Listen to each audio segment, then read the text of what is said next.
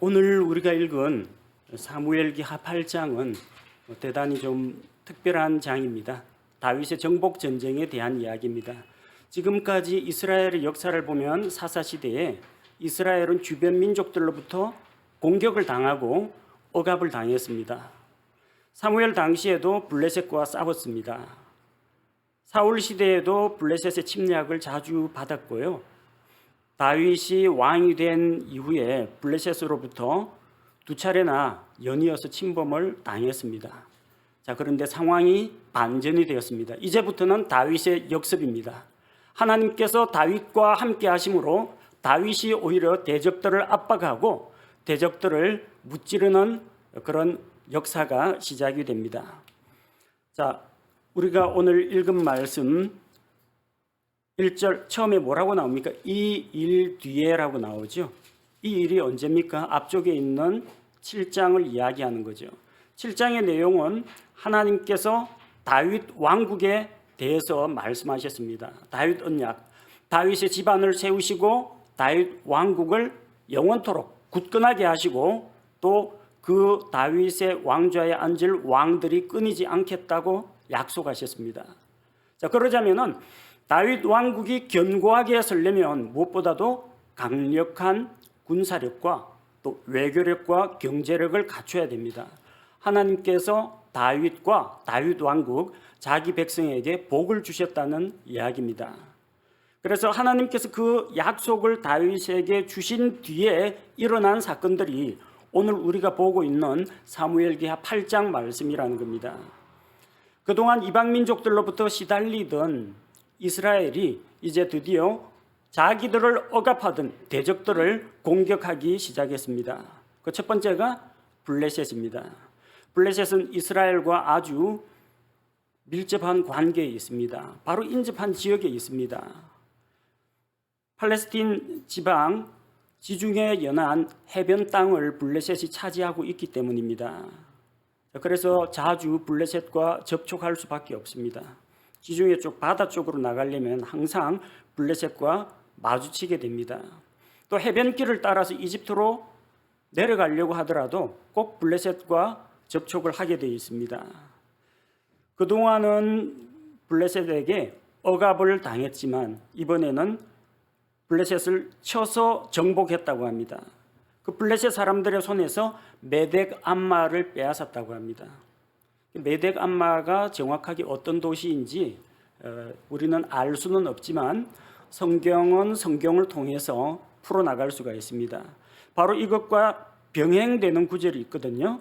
역대기상 18장 1절 말씀을 보겠습니다. 역대기상 18장 1절.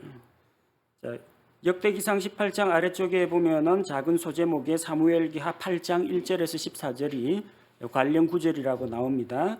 역대기상 18장 1절. 이제 이 일 뒤에 똑같죠. 이 일 뒤에 다윗이 블레셋 사람들을 쳐서 정복하고 블레셋 사람들의 손에서 가드와 그것의 고울들을 빼앗았으며. 이 메덱 암마라는 것은 모성의 굴레라는 뜻입니다. 모성이라는 것은 그 어머니의 도시, 수도를 이야기합니다. 블레셋의 중심 도시인 가드와 그 주변 마을을 빼앗았다는 이야기입니다. 그 중심 도시를 빼앗았다는 건 뭘 말합니까? 블레셋의 핵심 요새 그리고 핵심 도시를 이스라엘이 침략해서 이제 그들을 억누를 정도가 되었다는 이야기입니다. 하나님께서 전쟁에 승리하게 하셨습니다. 두 번째로 언급되고 있는 것은 모압입니다. 2절에 나오죠. 모압을 쳐서 그들을 땅에 내던지고 줄로 재어서 두 줄 길이의 사람은 죽이고 한 줄 길이의 사람은 살리니 이와 같이 모압 족속이 다윗의 종이 되어 예물을 가져왔다고 했습니다. 사실 모압은 이스라엘과 친족 관계에 있다고 볼 수가 있습니다. 아브라함의 조카 롯의 후손이 모압과 암몬이기 때문입니다. 그러나 이 주변 민족은 하나님의 언약을 떠난 이 롯의 후손들은 번번이 이스라엘에게 가시와 올무가 되었습니다. 그래서 이번에 다윗이 모압을 공격했습니다. 하나님께서 전쟁에서 이기게 하셨습니다. 두 줄 길이의 사람은 죽이고 한 줄 길이의 사람은 살리니, 뭐 키 가지고 사람 차별하는 거냐 그렇게 생각하실지 모르는데, 어떤 번역이나 어떤 성경 해석자들은 이렇게 이야기합니다. 블레셋 사람들을 1열, 2열, 3열 이런 식으로 4열, 5열, 6열 몇 열까지 모르지만 이렇게 줄을 세워놓고 첫 번째 열, 두 번째 열 죽이고 세 번째 열 한 줄은 살리고 두 줄은 죽이고 한 줄은 살리고 이렇게 했다. 뭐 이렇게 해석하는 사람도 있습니다.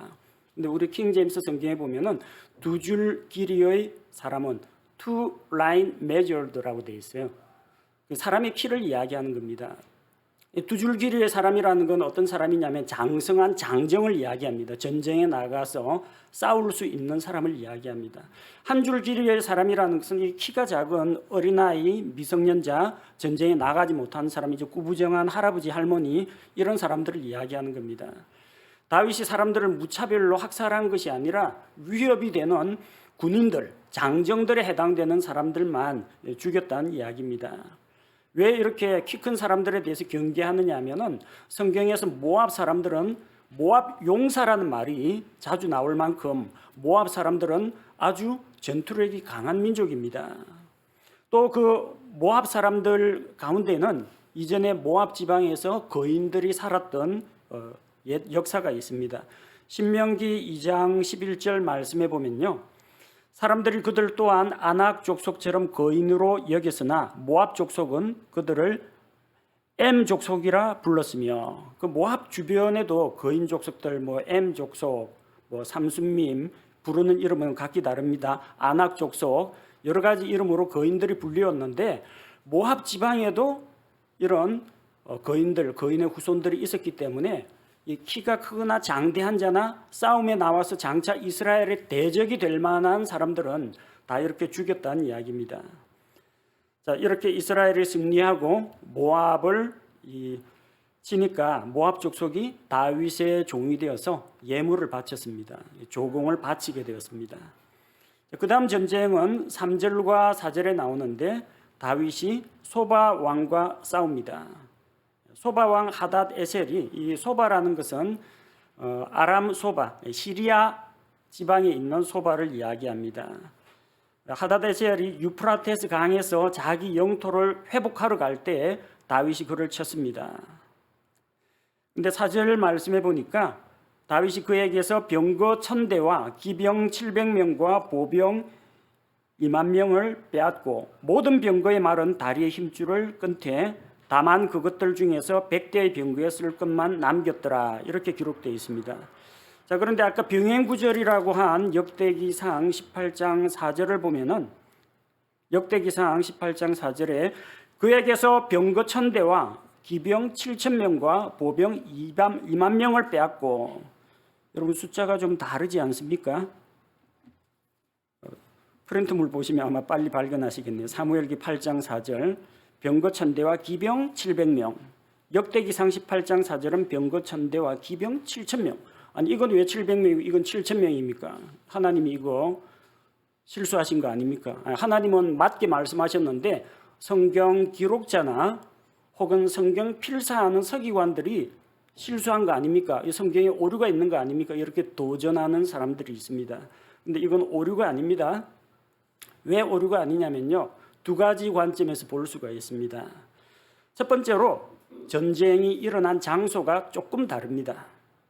사무엘기 8장 3절에서는 뭐라고 했습니까? 싸움이 일어난 장소가 하닷 에셀이 유프라테스 강에서 자기 경계를 회복하러 갈 때 전쟁 장소가 유프라테스 강 바로 그 자리에서 전쟁이 일어났습니다. 자, 그런데 병행구절인 역대기상 18장 3절에 보니까 유프라테스 강가에서 자기의 통치권을 굳게 세우러 갈 때 다윗이 그를 쳐서 어디에서 쳤어요? 유프라테스 강가에서 쳐서 어디까지? 하맛에 이를 때까지 쳤습니다. 사무엘기 하의 기록은 유프라테스 강에서 싸움이 일어났다는 것이고, 역대기상 18장에서는 싸움은 유프라테스 강에서 시작했는데 하맛에까지 이르렀다고 했습니다. 추격하면서 선멸전까지 벌렸다는 겁니다. 그러니까 전과가 각기 다르게 나올 수가 있다는 겁니다. 자, 또 다른 이유가 있습니다. 병거를 모는 사람만 계수해서 기병, 그 병거 몇 대 이런 식으로 이야기하는 거하고 병거 내부에 타고 있는 병사들까지 계수할 때 숫자 차이가 날 수가 있습니다. 그 증거가 어디에 나오느냐? 자, 사무엘기하 10장 18절하고 역대기상 19장 18절이 병행 구절입니다. 자, 사무엘기하 10장 18절에 보니까 다윗이 시리아 사람들의 병거 700대의 사람들, 병거 700대의 사람들 안에 몇 명 탔는지 안 나왔습니다. 그럼 병거가 700대입니다. 병거 모는 사람은 한 명이에요. 자, 그런데 역대기상 19장 18절에 보니까 다윗이 시리아 사람들 중에서 병거를 타고 싸우던 7,000명이라고 했습니다. 그 병거 700대의 사람은 내부에 타고 있는 사람 합치면 7,000명의 사람이라는 겁니다. 자, 700대의 병거에 타고 싸우는 사람 7,000명이면은 앞서 나온 사무엘기 8장 4절에 기병 700명하고 기병 7,000명하고 차이가 왜 어디에서 일어났는지 알 수가 있습니다.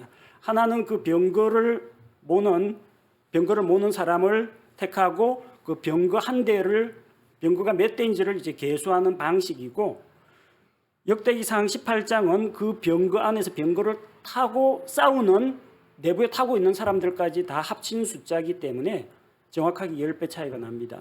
이것은 사무엘기하 10장과 역대기상 19장의 대조에서 우리가 확인할 수 있는 사항입니다. 그렇기 때문에 하나님의 말씀이 잘못된 것이 아니라 사무엘기하의 기록자가 보는 관점하고요, 역대기 기록자가 보는 그 관점, 시점, 이것이 다르기 때문에 이런 차이가 나타난 것이지, 하나님의 말씀에는, 항상 이야기합니다, 하나님의 말씀에는 오류가 없습니다. 그리고 혹시나 저 기록자, 서기관, 필사가들이 깜빡해가지고 뭐 0을 하나 더 붙였다든지 숫자 표기법 잘못해가지고 이 숫자 차이가 난 것 아니냐, 그렇게 말씀하시는 분도 있는데, 하나님께서는 자신의 말씀이 흠 없이 보존되도록 지키시는 분입니다. 천지 만물을 주관하시고 하늘의 해와 달과 별들 천체의 움직임, 참새가 땅에 떨어질 것인지 말 것인지도 결정할 수 있는 하나님께서 자신의 중요한 말씀을 빠뜨리거나 기록자가 실수하게 내버려 두셨을 거라고는 우리는 생각하지 않습니다. 우리는 하나님의 말씀이 흠없는 순수한 진리의 말씀이라는 것을 믿습니다. 자, 이렇게 이제 시리아 소바 왕 하닷 에셀과 싸워서 역시 전쟁에서 승리합니다. 자, 그런데 다윗이 또 시리아 사람들과 싸웁니다. 이 시리아 사람들이 이제 소바에 있는 사람만 있는 게 아니라 다마스쿠스에도 시리아 사람들이 살고 있어요. 그러니까 도와주러 오는 겁니다. 원군을 보냈습니다. 5절 말씀해 보니까 다마스쿠스의 시리아 사람들이 소바 왕 하닷 에셀을 구조하러 도와주러 왔는데 다윗이 그 사람들도 공격했습니다. 그래서 시리아 군대에 22,000명을 죽였습니다. 그리고 6절에 다윗이 다마스쿠스, 다메섹이라고 하죠, 다마스쿠스의 시리아에 수비대를 두었고 그들은 다윗의 종이 되어서 예물을 바쳤습니다. 이런 승리의 비결이 어디에 있었느냐? 다윗이 갈수록 나이를 먹어가는데 전투 능력이 아니면 전략을 짜는 지혜가 더 발달했거나 이스라엘 군사들이 싸움을 잘했거나 그게 아니라 그 승리의 원인은 하나님에게 있다는 겁니다. 6절 후반부에 그 이유가 나옵니다. 다윗이 어떻게 이런 정복 전쟁을 가는 곳마다 이길 수가 있느냐? 뭐 이쪽하고 싸웠다가 저쪽하고 싸웠다가 하다 보면은 이길 수도 있고 질 수도 있는 것이 전쟁입니다. 근데 어떻게 가는 곳마다 다 이깁니까? 가는 곳마다 다 이기는 데는 이유가 있다는 겁니다. 다윗이 어디를 가든지 주께서 그를 보존하시니라. 주어가 뭐예요? 다윗이 잘 싸웠다가 아니라 주께서 다윗을 보존하시니라. 주어가 하나님입니다. 하나님이 주체가 되어서 다윗을 지키고 보호하시고 자기 백성 이스라엘에게 승리를 주셨다는 것입니다. 전쟁의 승리는 하나님께 있습니다. 블레셋이 강하고 모압에 용사가 있고 그리고 저기 시리아 사람들이 아무리 강성하고 자기들끼리 협정을 맺어가지고 동맹을 맺더라도 주께서 일하시면 주께서 자기 백성, 자기 왕국, 자기가 세운 이스라엘의 왕 다윗에게 힘을 실어주신다는 것을 우리가 볼 수가 있습니다. 9절과 10절은 전쟁의 내용은 아니고 화친을 맺으러 온 사람들 이야기입니다.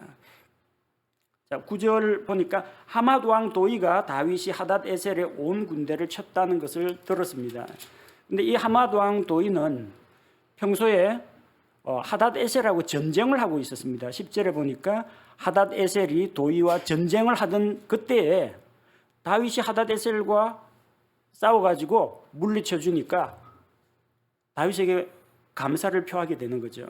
자기 아들 요람을 다윗에게 보내어서 감사의 표시로 예물을 갖다 줍니다. 다윗에게 아들을 보내가지고 무난하고 누구를 보내느냐에 따라서 이게 국격이 좀 달라집니다. 밑에 있는 어떤 시나 사신을 보내든지 아니면 군대 대장을 보내든지 그럴 수도 있는데 왕자를 보냈다는 겁니다. 자기 아들을 보냈어요. 아들 갔다가 혹시나 잡혀가지고 인질이 돼버리거나 사고 만나고 죽으면 어떡하려고. 그만큼 다윗을 신뢰하고 자기 왕국에서 자기 다음으로 높은 사람을 보냈다는 거예요. 그만큼 다윗을 신뢰하고 존중한다는 이야기죠. 자, 도이의 아들 요람이 와서 다윗에게 문안하고 예물로 가져온 금그릇, 은그릇, 녹그릇을 다윗에게 바쳤습니다. 자, 전쟁을 해서 빼앗은 것도 있고 전쟁을 하지 않고 이렇게 선물로 받은 것도 있습니다.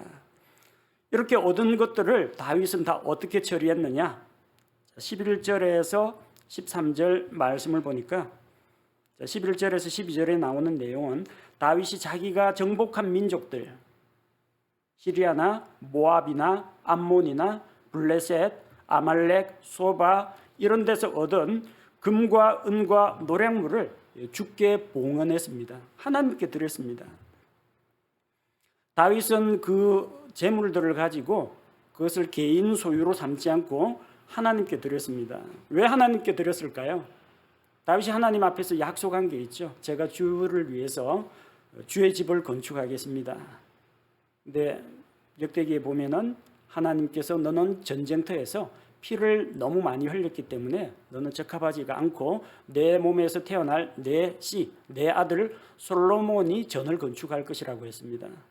다윗은 난 안 해도 되겠네 하고 손 놓고 있었던 것이 아니라 솔로몬이 하나님의 성전을 건축할 때 그 성전은 하나님의 영광을 드러내기 위해서 웅장하고 또 가장 아름답게 지어야 한다고 생각했습니다.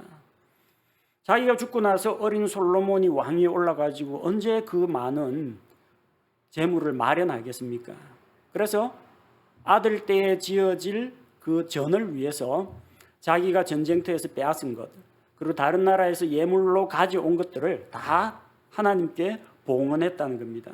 장차 이런 것들이 금과 은과 놋이 솔로몬이 예루살렘 성전을 짓는 그 재료로 사용이 됩니다.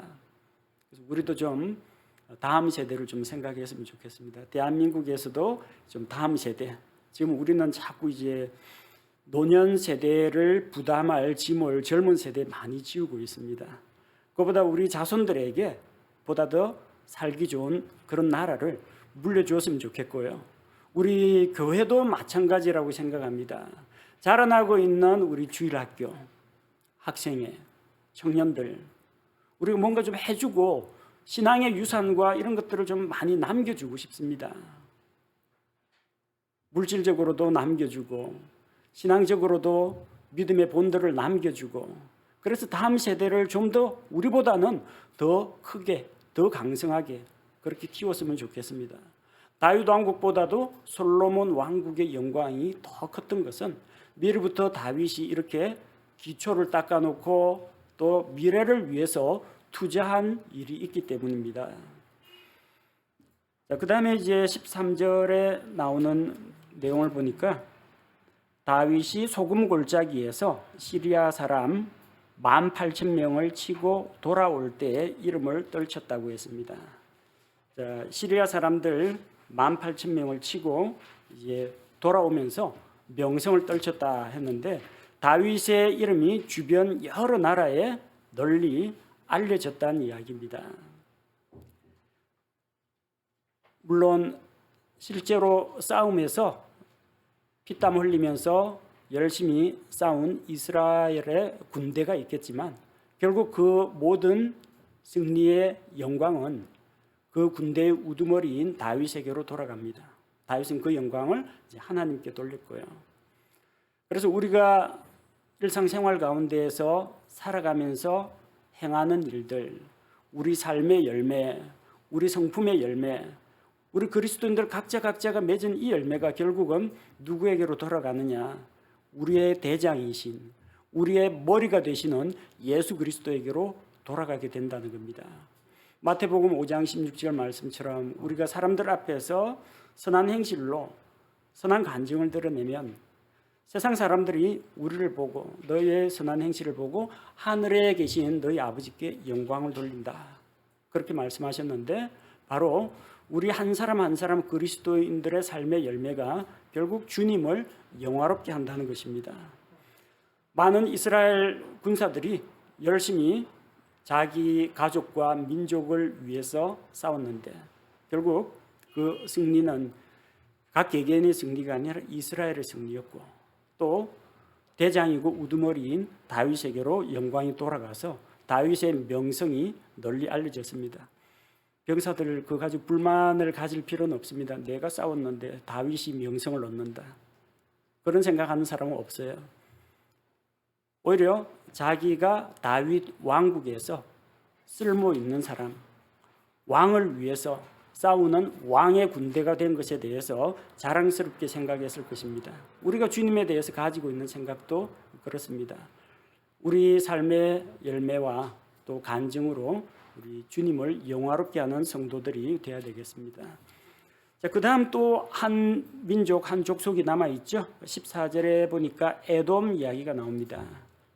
그가 에돔에 수비대를 두되 온 에돔에 두루 수비대를 두니 에돔의 모든 사람이 다윗의 종이 되니라.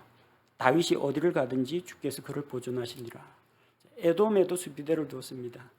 에돔도 실은 이스라엘 백성과 가까운 관계에 있습니다. 야곱과 에서, 이삭에게서 야곱과 에서가 나오죠. 야곱의 아들들, 그 12아들들이 이스라엘의 12지파가 되었고요. 에서의 후손이 에돔 민족이 되었습니다. 거슬러 올라가면 형제지간이에요. 그러나 하나님의 약속을 잊어버리고 세상으로 빠져나간 에돔 족속은 하나님께 영광을 돌리지 못하고 번번이 이스라엘의 걸림돌이 됩니다. 에돔이 자주 이스라엘 땅을 침략했습니다. 예수님 당시에는 에돔 사람 헤롯 가문이 유대인들을 통치하고 있었습니다. 다윗 시대에 이 에돔을 정벌하게 됩니다. 그리고 에돔 사람들이 다윗의 종이 되었습니다. 이런 승리의 비결은 어디에 있느냐? 역시 14절 마지막에 보니까 다윗이 어디를 가든지 주께서 그를 보존하시니라. 우리가 어디를 가든지, 여러분이 학교로 가든지 직장으로 가든지 군대로 가든지 가정에 있든지 어디로 가든지 주께서 함께 하시면 형통하게 된다는 겁니다. 주께서 함께 하심으로 말미암아 형통하게 된 사람, 우리 요셉을 기억합니다. 그가 아버지 밑에 있든지 보디발의 집에 종으로 팔려가지고 종이 되든지 억울한 누명을 쓰고 감옥에 갇혀서 죄수가 되든지 그가 이집트의 총리가 되든지 그의 신분이나 환경과 관계없이 주께서 함께 하시면 그가 형통한 자가 되었습니다. 다윗도 마찬가지입니다. 주께서 함께 하시는 사람이 형통하게 됩니다. 주께서 다윗이 어디를 가든지 이기게 하셨고 그가 어디로 가든지 다윗을 지켜 보존해 주셨다는 겁니다. 자, 주변 민족들로부터 억압만 당하던 이스라엘 왕국이 하나님께서 복을 주신, 복을 약속하신 그 이후에 이렇게 주변 민족들을 정복하고 승리를 거둡니다. 하나씩 우리 차근차근 지도를 살펴보면서 한번 살펴보도록 하겠습니다. 지도 한번 보면서 순서대로 살펴보겠습니다. 자, 번호 숫자 따라가시면 됩니다.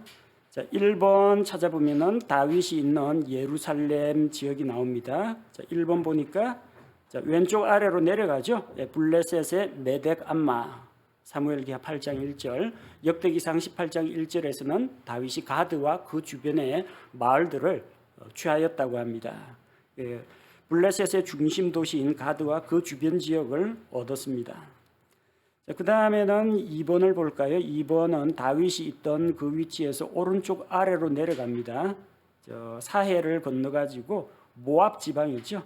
자, 모압 사람들 어떻게 했다고요? 모압 사람들을 쳐서 땅바닥에 던지고 줄로 길을 재서 두 줄 길이의 사람들, 장정들은 죽이고 한 줄 길이 그 안에 드는 사람들은 살려주었다.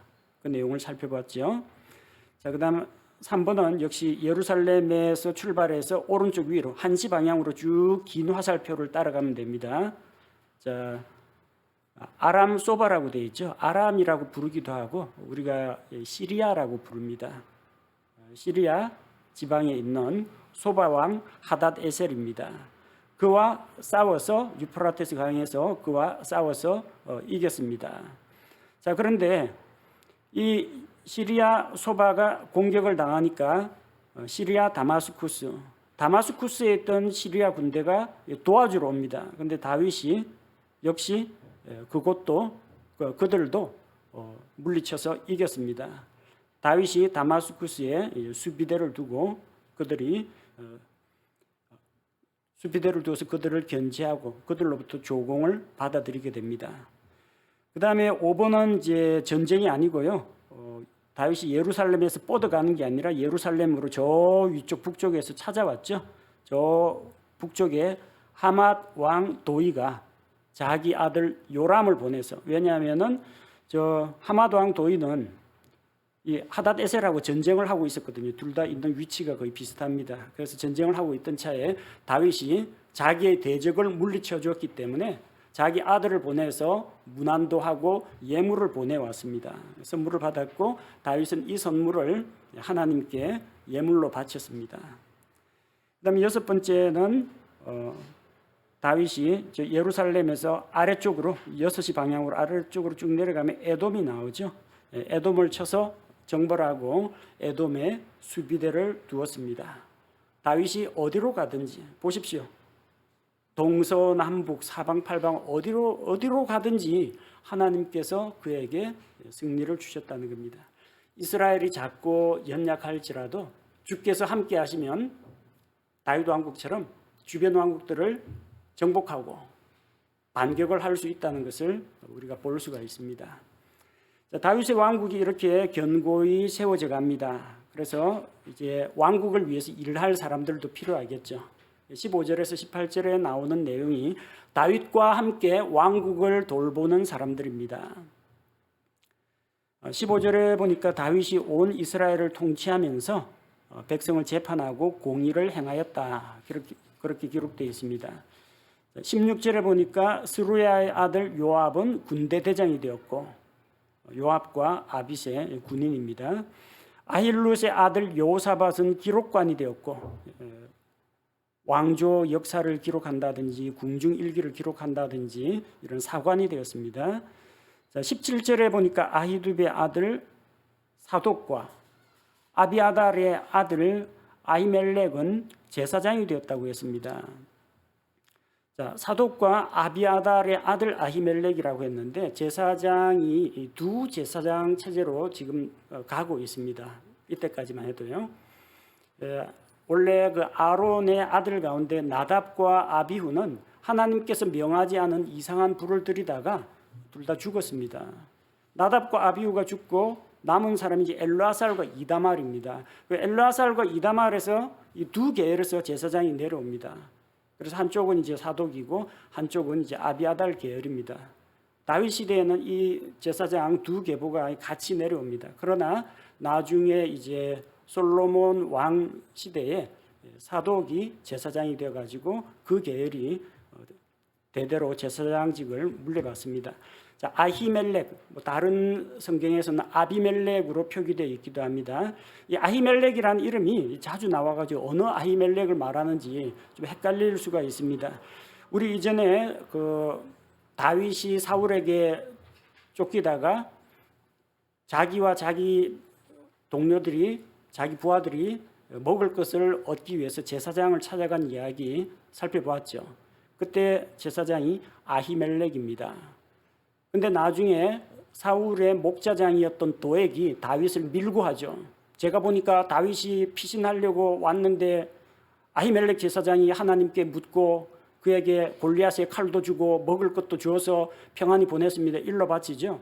그래서 사울이 이 아히멜렉 제사장 그리고 에봇을 입은 제사장들을 다 학살해 버립니다. 그래서 아히멜렉은 죽었어요. 그러니까 이 아히멜렉은 아닙니다. 그 아히멜렉에게 이제 아들이 있는데 아비아달입니다. 그때 아비아달은 도망쳤습니다. 도망쳐서 다윗에게로 찾아왔습니다. 다윗이 너를 찾는 자가 내 생명도 찾으니까 나하고 같이 있자고 해서 아비아달을 거두어서 데리고 있었습니다. 이 아비아달에게 두 아들이 있는데요. 한 명이 요나단이고 한 명이 아히멜렉입니다. 그래서 열왕기상 1장 42절에는 이제 아비아달의 아들 요나단이 거론되고 있고요. 역대기상 24장 6절에는 아비아달의 아들 아히멜렉이 기록되어 있습니다.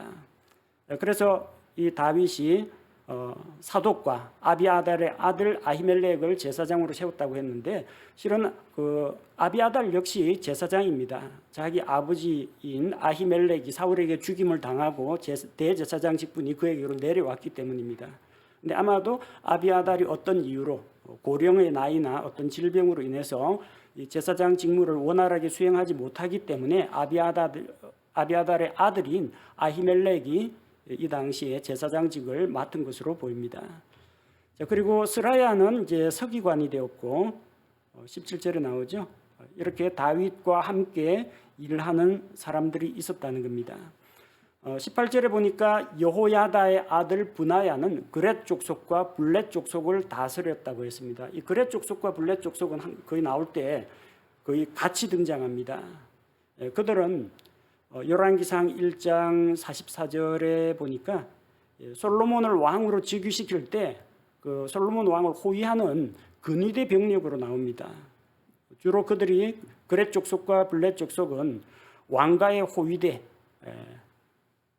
그 왕을 호위하는 근처에서 호위하는 왕실 근위대라고 보시면 됩니다.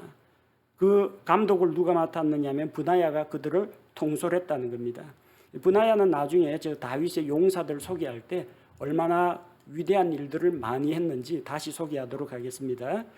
그리고 다윗의 아들들은 우두머리 치리자가 되었다. 성경에 그렇게 기록되어 있습니다.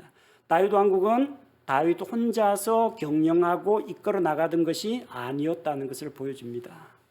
왕만 있다고 해서 나라가 돌아가지는 않습니다. 장군도 있어야 되고 재무대신도 있어야 되고 행정관도 있어야 되고 제사장도 있어야 되고 서기관, 기록관 그리고 각 지방의 우두머리 통치자들도 다 필요하다는 겁니다. 그리고 각자가 이런 역할들을 잘 감당할 때 다윗 왕국이 견고하게 서게 됩니다. 교회도 마찬가지입니다. 교회 목사 혼자서 모든 일을 다 할 수는 없습니다. 제가 하고 있는 일은 말씀 사역, 목양, 신방, 상담, 전도 이런 여러 가지 일들을 하지만 실제로 행정적인 업무를 맡아주시는 분도 있고 또 성도들의 필요를 보살피는 분들도 있고 부족한 것들을 채우는 분도 있고 말없이 기도하는 분도 있고 또 교회 청소를 하고 시설물 관리하는 분들도 있습니다. 이런 분들이 다 같이 그리스도 안에서 한 지체가 되어서 연합해서 협력해서 그리스도의 몸을 세워나갑니다.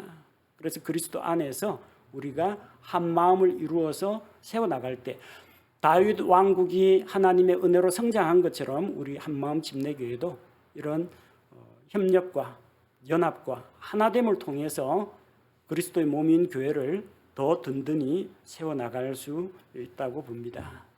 오늘 우리가 함께 본 말씀들 간단히 정리를 해보겠습니다. 하나님께서 함께 하시면 주변의 어떤 대적들도 두려워할 것이 없다는 것. 다윗이 어디를 가든지 주께서 그를 보존하시니라. 우리에게 힘과 위로가 되는 말씀입니다. 어떤 사람들은 이 성경에 나와 있는 하나님의 놀라운 역사와 이스라엘에게 베푸신 은혜와 또 하나님의 경륜과 하나님의 뜻은 자세히 읽지 않고 숫자만 다 꼬집어가 이거는 왜 700명이고 이거는 왜 7,000명이고 성경에 문제가 있는 거 아니냐 꼭 그런 것만 보시는 분도 더러 있습니다. 그러나 하나님의 말씀은 절대 오류가 없는 진리의 말씀입니다. 성경의 무오성을 믿고 우리가 받아들이면 잘 이해가 안 되는 부분도 나중에 언젠가는 이렇게 이해하고 풀리게 될 것입니다. 그러니까 성경 읽다가 여러분 그 새해 맞이해가지고 성경 읽다가 이게 좀 이해가 안 된다, 어렵다, 이게 왜 이렇게 차이가 나지, 복음서끼리 이 복음서가 왜 내용이 다를까 너무 고민하지 마시고요. 성경 읽기는 성경 공부가 아닙니다. 그 읽어 나가십시오. 줄거리 파악하는 셈 치고 이야기처럼 줄줄 읽어 나가십시오. 그러다가 나중에 하나님께서 깨달음도 주시고 또 성경 공부를 통해서 더 깊은 것도 하나님께서 가르쳐 주실 것입니다. 주께서 함께 하시는 다윗을 보존해 주셨고 복을 주셨고 하나님께서 그를 보호하셨고 가는 곳마다 승리하게 하셨습니다. 다윗과 함께 하신 하나님 오늘도 우리와 우리 교회와 우리 교회 성도들 한 사람 한 사람과 함께 하신다는 것을 믿고 감사를 드립니다. 우리 함께 기도하겠습니다. 하나님 아버지, 그동안 주변 민족으로부터 많은 핍박을 받고 침략을 당하던 이스라엘 왕국이 드디어 하나님의 약속을 받은 이후, 다윗 언약을 받은 이후 이제는 동서남북 사방으로 뻗어나가면서 자기를 억압하고 침략하던 대적들을 물리치고 하나님께서 함께 하심으로 말미암아 가는 곳마다 승리하는 모습을 보게 됩니다. 주께서 우리와 함께 하실 때 우리가 강하고 담대하고 용맹하게 대적들을 물리치고 승리할 수 있다는 것을 믿습니다.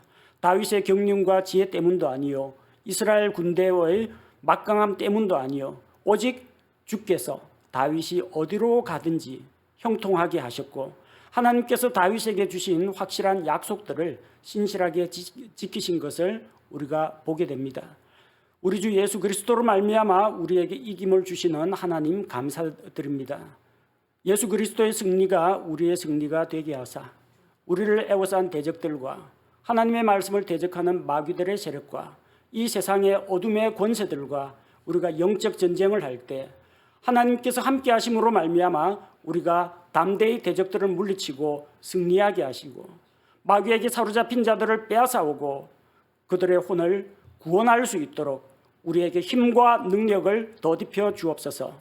다윗 왕국을 강성하게 하신 우리 하나님께서 예수 그리스도의 왕국을 강하게 하시고 우리 교회를 사용하시고 우리 성도들 한 사람 한 사람을 사용하사 하나님의 왕국을 확장하는 이 귀한 일에 우리를 사용하여 주옵소서. 그리하여 모든 승리의 기쁨과 영광을 대장 되시는 우리 주 예수 그리스도께 돌리고 하나님께 영광이 되게 하여 주옵소서. 우리 주 예수 그리스도의 이름으로 감사드리며 기도합니다. 아멘.